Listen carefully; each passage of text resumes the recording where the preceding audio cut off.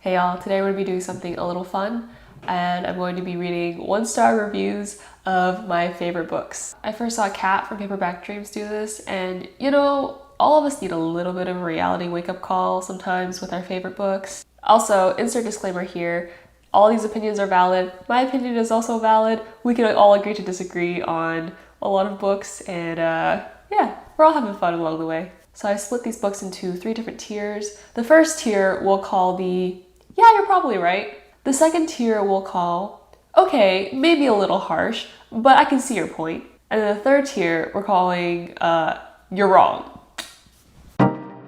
So my favorite book for a long time in high school was Graceling by Kristen Kishore. And I used to recommend this to literally everyone I met. But I think a year ago I reread Graceling and it just wasn't as good as I remembered. There were a lot of flaws and I just cried a little bit, but it's fine. It's fine. We all grow. Books stay the same, but we change as people.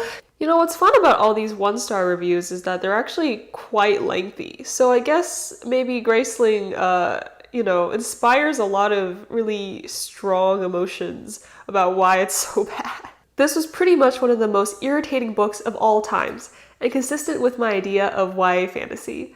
But I fought my way through it, gosh darn it. Katza was a child, and I hated that she and Poe meandered their way into a sexual relationship because of true love, and the fact that she wouldn't be tied down if she were married.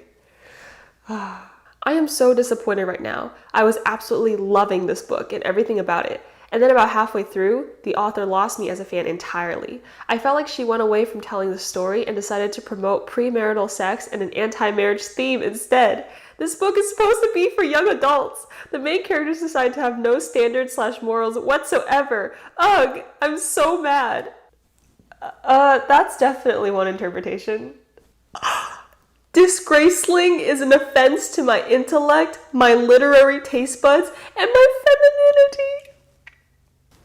These people are harsh. Oh my goodness. This book is a very good example of how the fantasy genre has become irretrievably polluted by Stephenie Meyerisms. Listen, you're not wrong, but that's a lot of high expectations for YA fantasy published like 7+ years ago. I think Graceling is great if you're just getting into fantasy, as a younger reader.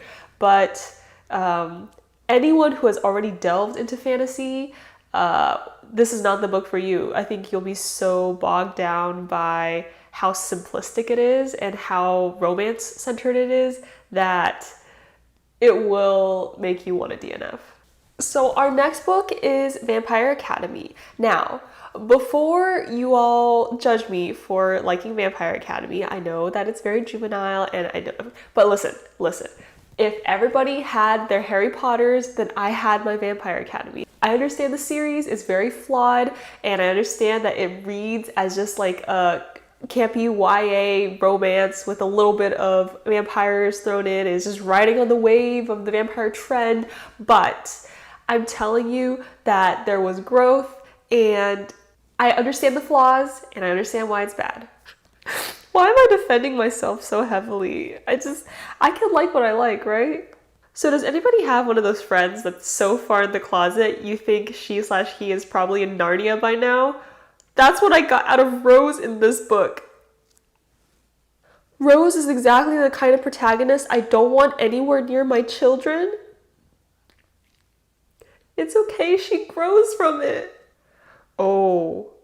You know what? This person is right about one thing. This series did not handle mental health very well, and it just kind of brushed it aside as it was really bad because it was used as like a plot device. So you know what? You're right. This book was, no bueno in a lot of parts. I dislike this book for these reasons. 1, it is poorly written. 2, every paragraph contains at least one swear word, often the F word. 3, before I was halfway through the book, the 17-year-old main character had her shirt off, making out with a boy, and her best friend had gone all the way. I read to the end thinking that the story must develop into something good because of the reviews. It never does. This is a really lame story about a really disturbed, sexually deviated young girl. The times are different. That's all I can say. I imagine a lot of things that are happening in the Vampire Academy are like PG for most Gen Zs. The next book is The Time Traveler's Wife. And I read this a long time ago. I honestly don't even remember what really happens like in detail. I remember it being one of the first adult fiction books that really captured my attention all the way through. So there might be some flaws, or maybe not. My feelings won't be that hurt about it. Why can't there be a negative star rating? You and me same. I feel there is a special circle of hell reserved for authors who make a fortune by blatantly ripping off of better but less mainstream authors from the past and passing the idea off as their own. I therefore will not review this book, but instead redirect the curious to a 1976 novel called Kindred by Octavia Butler, ostensibly a sci-fi novel, but in fact a lean, precise, and totally imaginative book for any alert reader. Avoid bloat, trashiness, sexism, predictability, and slowness. Don't read this one. You know what? Honestly, yeah, I'm gonna check this out. Kindred by Octavia Butler. Okay. Meh. I wish I could go back in time and read something else. Oof. I only read this one because it was there on a shelf at home and my wife made carefully non-committal statements about it. And then they said, to my extreme relief, my wife later told me that she didn't like the book at all, but wanted me to draw my own conclusions. She's probably considerably more of a sadist than I realized at first, but at least neither of us is a time traveler. That's kind of cute. I like couples who read together. Alright, we're doing good so far. No tears have fallen. It's fine. I know it was a little worked up, but it's fine. It's fine. This is the warm-up round. We're all good now. The next book is Stephen King's Misery. I read this very recently, and I just thought it was such a well-written book. I think subject-wise, there might be differences, but I just thought it was really well written. I loved the movie, and I loved the premise, but the writing, far more excruciating and ghastly than the hobbling scene. This book made me miserable. That's a little harsh. Really? That miserable? And this person here just hates Stephen King in general. Every King book I've read is so damn boring. Never going to read a book of his again. So predictable, dull, and repetitive. I mean, repetitive, yes. Dull? Not this book. Autobiographical, overwritten, juvenile. In other words, it is your standard Stephen King fare. These people really, I guess if you don't like Stephen King, you really don't like Stephen King. Oh my goodness.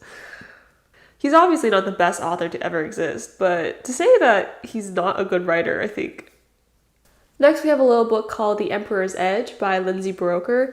This is one of my favorite fantasy series that I don't ever hear anybody talk about. But the first book in the series was originally free on Kindle, in the Kindle store. But if you want to read a really good fantasy series with like a crew of kind of misfits at the center of it, go check this one out. Why does it have such a high rating? Thank goodness this book was free. You know, it's free. Go ahead and check it out. If you want a book that doesn't challenge you in any way, here it is. I could only get a few pages into this book before I had to delete it in disgust. I knew I was in trouble on the second page when a character gave some stilted dialogue mentioning how powerful the Empire was.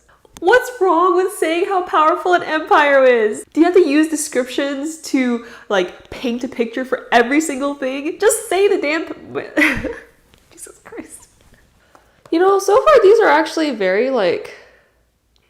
They're not too filled with vitriol, you know? Paint a picture for every single thing? The next book is Red Queen by Victoria Aveyard. I read this book last year. It tore my heart apart and then it put it back together, but I did not like the last book in the series. This first book still holds a really special place in my heart. Red Queen was truly painful to trudge through, and I have dimmed my criticism to utmost politeness when I utter this. The single star shining in my rating was also uncalled for, had I not decided that the author's plot was rather festive. But anyone can churn out a plotline such as the likes of this one. In addition to it, a few specks of betrayals, some almost out-of-reach romantic triangles, and sprinkles of zeal born through the sting of injustice. I appreciate a good, well-written roast, at least. It's more delectable. DNF'd at the middle. Life's too short for such stupid and cliche and annoying stories.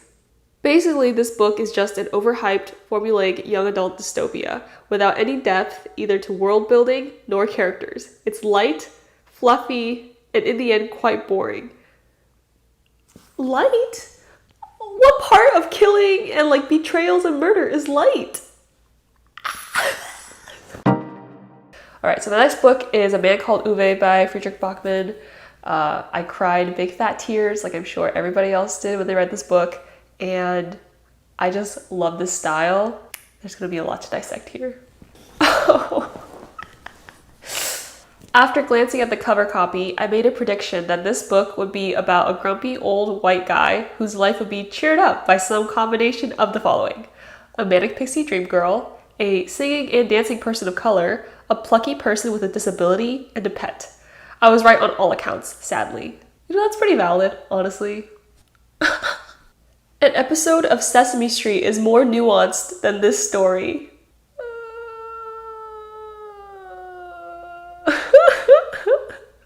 Oof. Please, please, I beg the god of books. No more novels from Swedish authors who only seem to be able to write stories about grumpy old men who are supposed to be delightful in their curmudgeonly ways, but instead are irritating as hell. That's kind of a big generalization for Swedish authors. I think you're only thinking about this one author here. This seems like a very pointed attack. Nah, I'm just not cool with some old white dude calling a woman the foreign one, but her husband gets to be the lanky one because he's white. Negative. Truths were said. Oh my god. I'm obviously dead inside and the biggest contrarian since Eeyore, because I couldn't even finish the book. Stopped at page 127 at the conclusion of chapter 13 that ends with, "Tomorrow's as good a day as any to kill oneself," and thought, good lord, is this book going to be that predictable, that formulaic? As Eeyore would say, wish I could say yes, but I can't. I'm pretty sure Eeyore would have enjoyed this story. It would have given his day a little bit of sunshine. Oh, oof, oof. If you like treacly, hallmarkish depictions of soulless bureaucrats, uptight Swedes with a heart of gold, irritatingly vivacious female immigrants and their adorable kids, plus many other cliche depictions of modern life, this is the book for you. Otherwise, please read something else, or listen to ABBA, or watch a Lifetime movie. Kathy? Why did Kathy have to go so hard? Oof, okay. Alright. What's next? Oh yeah. Okay. Alright, now we're on to The Seven Husbands of Evelyn Hugo by Taylor Jenkins Reid, and I've heard some of the negative reviews already of this book, but they're not like 1 stars. So I'm really curious what the people who really did not like this book had to say about it. Oof, my heart. I gotta get it ready. It's okay, it's okay. Oof, it already hurts. Well, that was awful. The content is of the supermarket tabloid variety, and the writer lacks all subtlety and grace. She might as well have beaten you over the head with a mallet as introduce her themes. This book is the stuff that gives chick lit a bad name. I don't know. I read some pretty bad chick lit. Just gonna put that out there. I was so disappointed in this. Started with a good premise, but by the end had devolved into persuasive essays on modern political hot-button topics. Also, too much descriptive sex. She has nice breasts, we get it.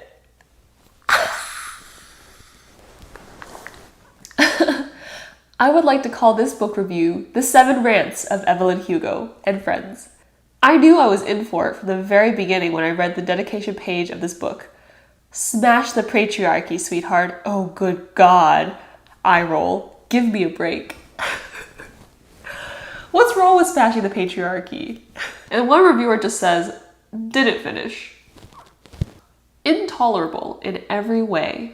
Wow, that was long, painful, and awful. Oof. Okay. Well, I can see most of these people didn't finish the book, and I would implore all of you maybe just to give it a chance. And now for the final book that just wrecked me from inside out, The Poet X by Elizabeth Acevedo.